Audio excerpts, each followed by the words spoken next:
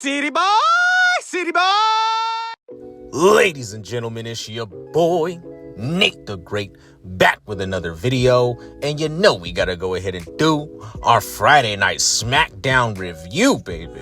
Okay? So, tonight's show was pretty much the same shit that we get on a week-to-week basis, man. Nothing's really changing here, all right? We got Brock Lesnar. He came out again. Wrong city yet again. All right, John Cena's not here. I don't know who he's looking for at this point. You know what I'm saying? He's just showing up on SmackDown, and it's crazy. You got to understand, Brock Lesnar looks like such a retard in this instance because John Cena literally already said, "Hey, this is my last episode of SmackDown." His last 2 weeks ago when he was on SmackDown, when he said, "This is my last episode of SmackDown," I'm pretty sure he meant that shit. I'm pretty sure he did. But yet, for some reason, Brock Lesnar, the only place that he can think to look for John Cena is on SmackDown. It just makes him look retarded. All right. It simply does. All right. And then what do you have? All right. First of all, we haven't had these two in the ring interacting with each other the entire time that this feud has been going on. So you have that. And then on top of that, what do you do to build up this feud? Oh, let's just have Brock Lesnar do exactly what Gunther did 3 months ago when he was building up to SummerSlam after he fucking got his ass whooped. After he beat, what's his face, Goldberg, or somebody had just beat him. Whatever just happened. I think Jey Uso. Yeah, it was after Jey Uso beat him, right? He basically did the same thing that Gunther did. He just beat up on a couple commentators, and that was that, right? And now we're supposed to be, fucking excited for this match all of a sudden because Michael Cole cuts a little promo saying, "Well, I've never felt so helpless in my career." Well, that doesn't matter because you're a commentator, bro. You're a commentator and you've been doing this for 30 plus years damn near at this point. So you're an old man. So I'm sure you did feel more helpless than you ever have before as an old ass man. You are not a good gauge of how dangerous Brock Lesnar is. It doesn't matter how fucking unhinged he is. We just saw Gunther do the same shit. We just did. We just saw Gunther do the same shit a couple of months ago. So no, I'm not impressed by this segment. All right, not even a little bit. Sure, it's cool to see Brock Lesnar back in his element or whatever, I guess. But I don't care about this feud. Triple H has failed to execute and make me care about this feud. That is just the cold hard facts of the situation. All right, there's nothing more that can be said. And with that being said, I'll just move on. All right, so we get Paul Heyman. He showed up backstage as well with the Brawns. After fucking Brock Lesnar does all that shit, he goes backstage and he basically tells Paul Heyman that we need to talk. Now, the last time that these guys were, in the same vicinity, Paul Heyman was betraying Brock Lesnar. So what the fuck does Brock Lesnar want to talk to Paul Heyman about? Why isn't Paul Heyman walking up on Brock Lesnar saying that we need to talk? All right, maybe Brock Lesnar shoving him off a little bit, pushing him off a little bit. Maybe this can be something that we can, thread throughout the night. Paul Heyman trying to get Brock Lesnar to talk to him. That could be something that you can thread throughout the night. Just one of the things that you can thread throughout the night. All right, there's a ton of things that you can thread throughout the night on a wrestling show because we have 2 hours, right? We have 2 hours. You can consistently, you can go back from an A story to a B story, and then you can have your tertiary stories, your C stories all around, and just touch on them, right? But we don't necessarily get that on these shows. Not even a little bit, man. They literally script these shows. They book these shows as if it's a UFC event somehow, right? A UFC with more flips, dips, and dives and shit. All right. So, as I said, Brock Lesnar, he came up to him backstage, said, yeah, they need to talk. And then Paul Heyman walks up on Nick Aldis walks up on Paul Heyman and the boys, and Nick Aldis says he doesn't want any issues.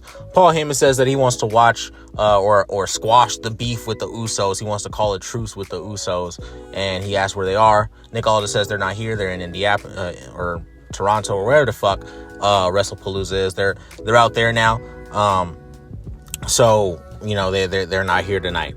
Paul Heyman then says, all right, well, we'll just watch the show because you're one of the greatest general managers of all time, or you're one of my favorite general managers of all time, or whatever the fuck he said. He loves how Nick Aldis runs the show, so they'll just watch. I don't know what you want me to do with this segment, to be honest with you, man. There was a lot of just the whole Brock thing is already throwing me off. But I mean, this segment was what it was. Then we moved on to a fucking Charlotte Flair and Alexa Bliss match. All right, they're going up against Chelsea Green and Alba Fire of the Secret Service.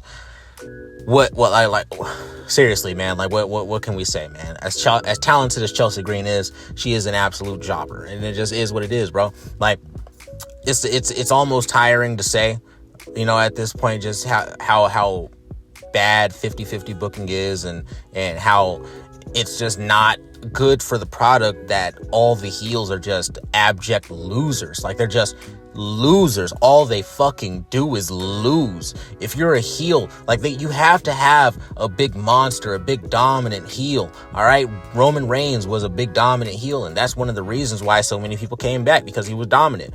We wanted to see, right, a lot of people wanted to see who was going to topple Roman Reigns finally, right? When it came to it, who was actually going to do it? I mean, and after a while, obviously it became obvious that it was going to be Cody Rhodes, I should say. But I mean, you know, for a while Roman Reigns was, you know, on top, at the top of his game, it was like, all right, well, who are they going to choose to topple Roman Reigns? Now, you don't have that. You don't have that element pretty much in any division, right? I'm pretty sure, like, okay, so Cody Rhodes, he's the champion over on SmackDown. Like, the only heel champion that you have is Seth Rollins.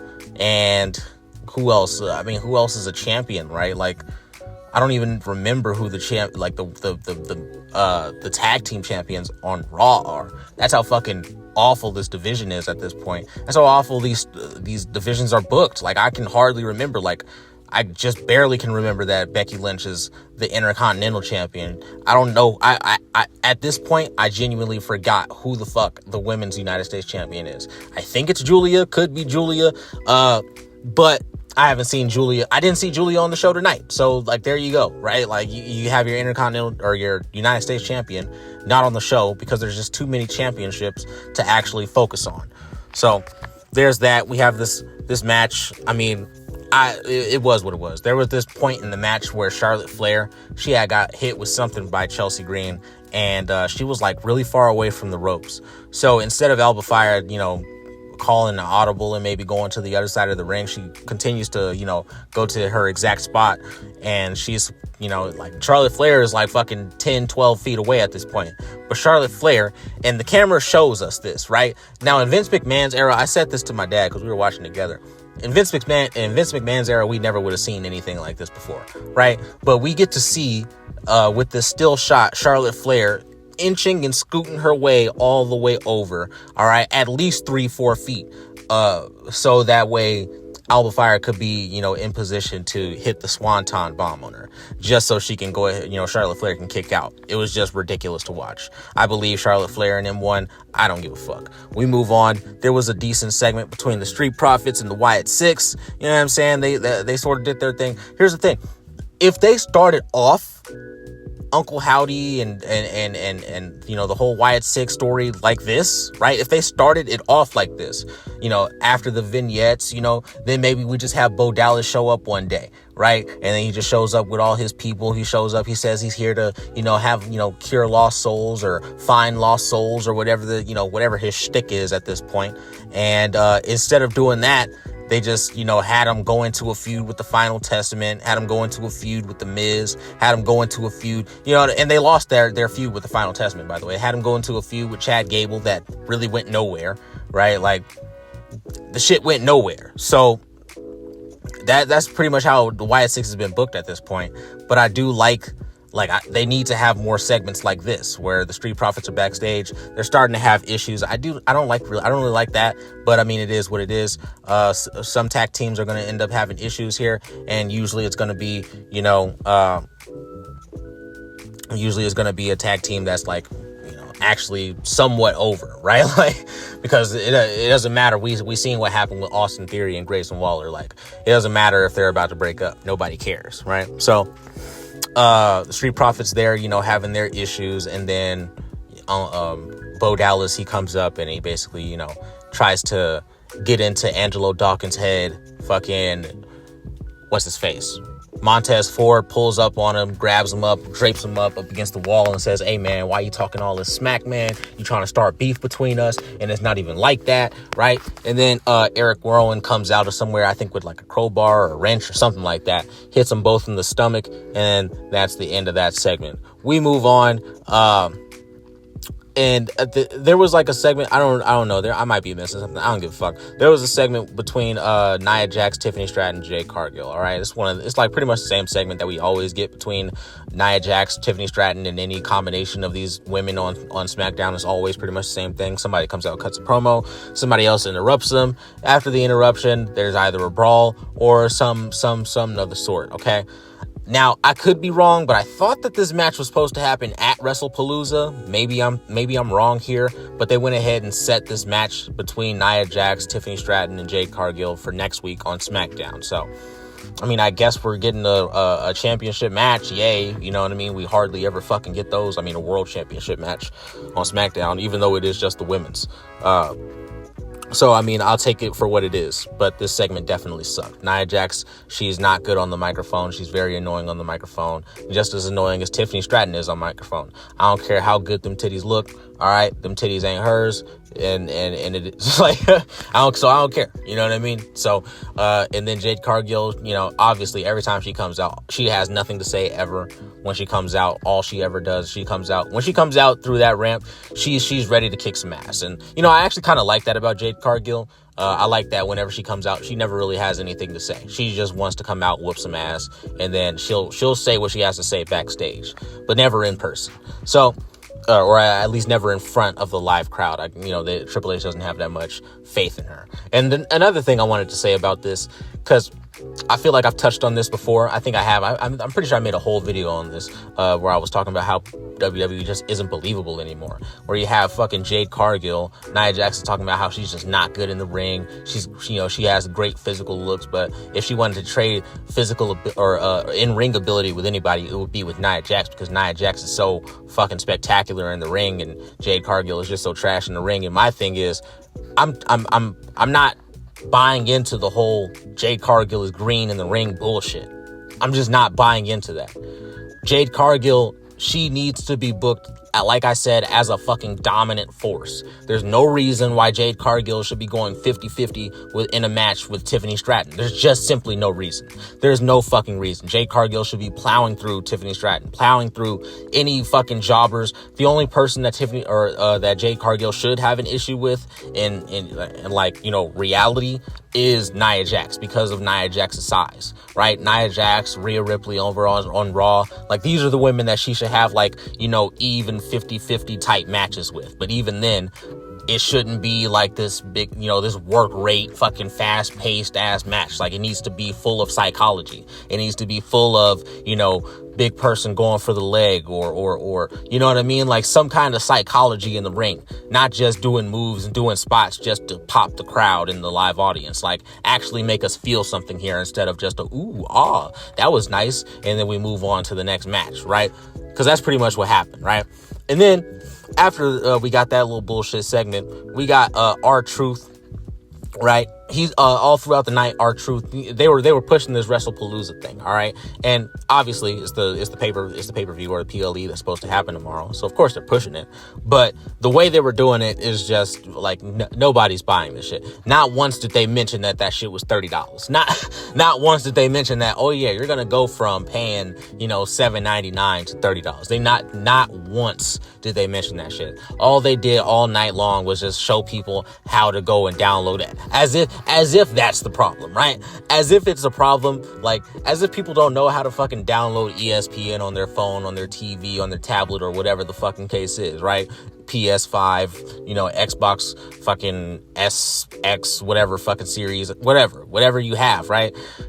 As if people don't know how to do. That's not ever been the issue, right? People have never had an issue doing that. That's not ever been the problem. The problem is the price point, right? The problem is the value for the product, okay? The product isn't worth $30, all right? It's just not. It's not worth $30, and it's not worth 4 or 5 hours of people's time when you're going to load the card with 5 matches. Each match is fucking 20 to 30 minutes long, and then in between each match is fucking 10 to 15 minutes of ads. No, This is not something that people want to see. It's not something that people should pay $30 for, right? Like, if I'm paying $30, if it's a premium live event, I should not be seeing any fucking commercials at all. Full stop, point blank. I shouldn't be seeing any ads. All right. So the fact that now I'm paying $30, all right, it was one thing if I'm paying $8 a month, $10 a month, however much it is for you on Peacock. I don't know. Right.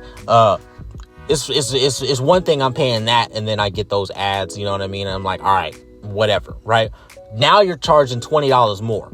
Right now, you're charging $6,000 ringside ringside for these tickets and shit like that.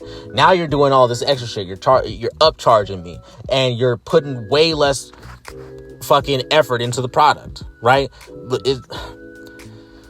But whatever. All throughout the night, R-Truth was just basically telling all the jobbers. I thought this was hilarious. He was telling all the jobbers, everybody that's not going to be on the show, right? Like Angel Garza and them, right? Like the Motor City Machine jobbers, you know what I'm saying? All these people, they're backstage and they're like, well, how do I watch WrestlePalooza? Because you know, I'm not going to be there, so I'll just be at home watching it from my couch, right? Like, that's basically what it was. That's what these segments were. It made these guys all look bad, made them all look like fucking bums. And they are bums, don't get me wrong. But I mean, is that how you're trying to book them? If you're trying to book them like bums, then you're doing a great job, Triple H. If not, then, you know, you should be fucking fired from your position. After this, we have a match with Carmelo Hayes and Sami Zayn. It was like a U.S. Open Challenge match, right? I hated this match. It's a Sami Zayn match, right? Like, he's the underdog no matter what, right? And I can't stand it. Carmelo Hayes should have won this title tonight. Like, Sami Zayn is not exciting to anybody. He's not over. All right. I don't care how many people sing his little song when he comes out. It's a sing-along song. People are going to sing along. So it is what it is. All right. They've been conditioned to sing along songs. So that's what you do when you go to a WWE show. You sing along. All right. That does not mean he's over. All right. Lyra Valkyria, they do the whole woo thing with Lyra Valkyria. She's not over. Right? She's not over. Nobody likes Lyra Valkyria. They just like doing the woo when she comes out because it's fun. That's it. And it's the same thing with Sami Zayn. He's not over. He is a jobber. Okay. He's a mid-carder at fucking best. And they're trying to book this guy like he's something special. And he's just not. All right. Carmelo Hayes at least has the look. All right. He might not have the size, but at least he has the look. He has way more charisma than fucking Sami Zayn. Cuts a better promo than Sami Zayn. All right. And with The Miz, he has an actual interesting story going on. I want to see Carmelo Hayes fight The Miz for the United States champion. I want that. I'd much rather have that match than fucking watching Sami Zayn fucking, you know, defend mid-card titles for the rest of his career. Like, I don't care. I do not care. So, Carmelo should have won this match. Sami Zayn beat him with a Blue Thunder Bomb. We move on. All right. There was also a point where I don't remember which one. I don't know if it's Elton Prince, Elton John. I don't know his name. All right. It's the brunette one from the Pretty Deadly tag team where the blonde one is currently injured. And he was backstage talking to Nick Aldis about how there's so much toxic masculinity in the locker room and all this shit. All right. Damian Priest comes up and he's like demanding a match with Aleister Black again. Because, you know, he feels like he was slighted in his match, even though really he just got his ass whooped. I mean, it is what it is. But, you know, he was mad. And then, you know, Elton John, whatever his name is, he's like, oh, see, this is the kind of toxic masculinity I'm talking about. And then fucking Damian Priest just grabs him by the throat and just tosses him through a wall. That kind of popped me a little bit. You know what I mean?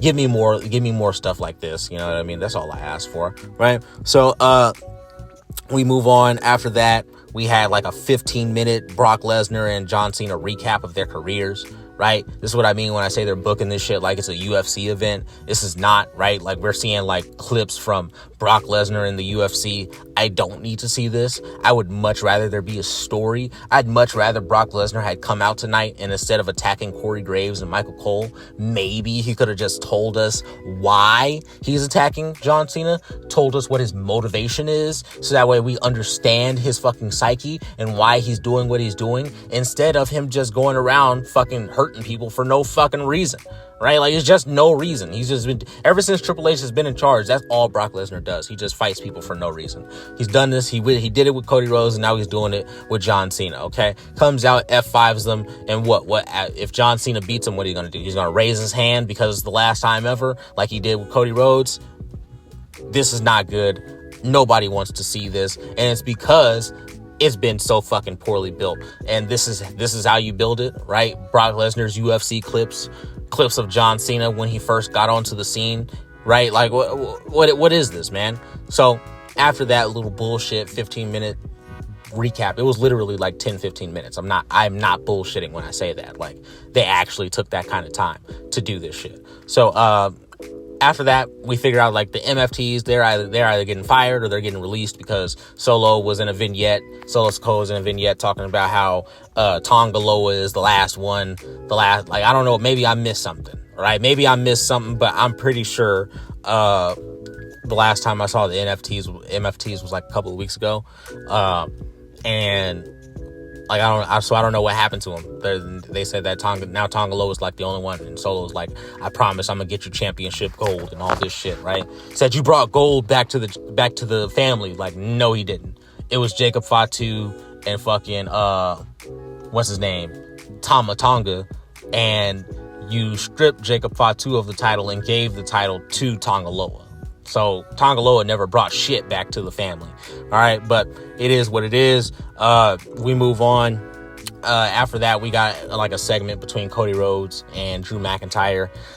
I really hate this. I hate this feud. This feud sucks. Like, it really sucks. There's no build here. All right, we get yet another 3-piece suit Cody promo. All right, I'm so tired of it. All right, we always got to go back to some history. Why can't we just talk about something that's happening right now? Why are you beefing right now? Why can't you give me something about right now? Only Drew McIntyre actually said some shit that made sense in this fucking promo, all right? Cody Rhodes always comes out spitting absolute fucking garbage nonsense. Drew McIntyre actually said that Cody Rhodes was like the corporate champion, all right? And that used to be a bad thing, but all of a sudden it's a good thing. And, that's the reason why he kicked his head through the fucking announce table, because he wants that match. He wants that match and he wants it bad, all right? And I completely agree with Drew McIntyre. Like, it used to be a bad thing to be a corporate champ. Now all they're talking about is, well, he's such a great face for the company. Like, what are you talking about, a face of the company, bro? But you can't force the face of the company, man. We seen this with Vince McMahon, and we saw what happened to the fucking viewership. You have to let the fans organically choose who's going to be over. Obviously, there needs to be some kind of, steering when it comes to this, because, fans are they can be finicky, right? You know what I'm saying? I forget the word, but you know what I'm saying? Like, fans, they can change on a dime, and that's just the nature of being a fan. So I'm not necessarily putting that on fans. You can't blame that on the people for, not necessarily knowing what they want. There's a reason why, there's billionaires and there's people that's not. Billionaires know what people want. People, they may know what they want, but they don't know how to necessarily procure and, give people what they want in an efficient way. So there you have it, right? So, This was like an okay segment, but specifically just because it was Drew, and Drew carried this whole thing. So at the end of the segment, there was like a little brawl. Drew ended up coming out on top, which conventional wrestling knowledge would tell you, or conventional wrestling wisdom would tell you, that Drew McIntyre, since he came out on top tonight, since he got the heat tonight, Cody Rhodes is going over, and Cody Rhodes absolutely should not go over. Cody Rhodes is boring. Cody Rhodes is not around ever. All right, it makes no sense to me still to this day why they took the title, why Triple H took the title off John Cena, and why John Cena and Brock Lesnar can't be fighting for the WWE Championship. It just doesn't make any sense to me. That would make that match so much more entertaining, or at least it would make it more meaningful. Maybe not entertaining, but at least more meaningful, right, than it is right now. Because right now there's no meaning. Brock Lesnar just wants blood for some reason. No actual fucking explanation for the shits. So yeah, man, this show was what it was. It was better than last week's show. I'll give it that. But that's really not saying much. So last week, I probably would have gave a show because I don't think I did my review last week. Yeah, I didn't do a review last week on SmackDown. So, I mean, I would have gave last week's show a fucking 1 out of 10, 0 out of 10. But this week, I'll probably give it like a 2, 3 out of 10. You know what I mean? 2.5. I'll split the difference and I'll give it a 2.5 out of 10. All right, this show was not the worst show. In the last couple of months, but it still wasn't a good show because it didn't make sense. Long, drawn-out ass matches, like the match between Sami Zayn and fucking Carmelo Hayes, 25 minutes. Unacceptable. All right, that is just pure garbage. All right, and then you have the Miz on commentary, and I don't care what anybody says. The Miz on commentary is better than Wade Barrett, better than Corey Graves, better than Vic Joseph. Like, the Miz on commentary is what's next. Okay, like that needs to be the move. All right, the Miz has done all he needs to do. He is a fucking Hall of Famer. Like, you know what I mean? Like, I don't remember if he actually has been put into a Hall of Fame yet, but he is. If he's not, then he's a future Hall of Famer because the Miz has put a lot into this business. He's just great. All right, he's great. So I love the Miz. I've always loved the Miz. I used to model myself after the Miz. As crazy as that is, my black ass. I used to love saying I'm awesome. I used to love saying that shit, man. So yeah, man, that's what I give this show, man. Let me know what y'all thought down in the comments below. Like and subscribe if you want to hear some more. And this has been your boy, Nate the Great, back with another video. And I'll see you in the next one. Peace.